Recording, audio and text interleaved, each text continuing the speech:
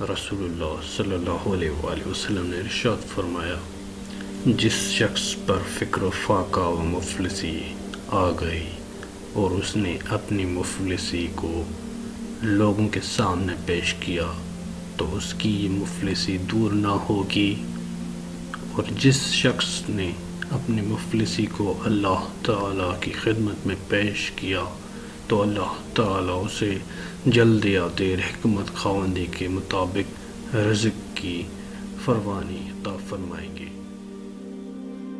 رسول اللہ صلی اللہ علیہ وآلہ وسلم نے فرمایا، سب سے افضل ذکر لا الہ الا اللہ ہے اور افضل دعا الحمدللہ ہے۔ رسول اللہ صلی اللہ علیہ وآلہ وسلم نے فرمایا، اے عبداللہ بن قیس، کیا تمہیں میں ایک کلمہ نہ بتا دوں جو جنت کے خزانوں میں سے ہے؟ میں نے عرض کیا، ضرور۔ فرمایا، لا حول ولا قوت الا باللہ کہا کرو۔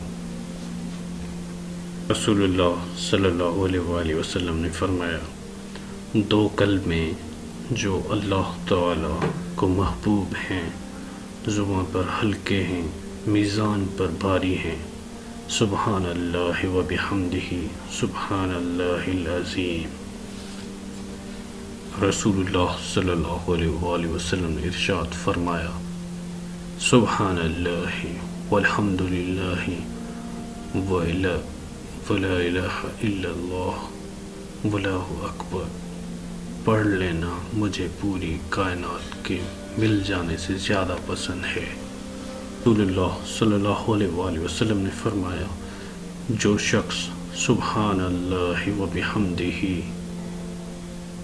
پاک ہے، اللہ اپنی تعریف کے ساتھ ایک دن میں 100 بار کہے تو اس کے گناہ معاف کر دیے جاتے ہیں، اگرچہ سمندر کی جھاگ کے برابر ہی کیوں نہ ہو۔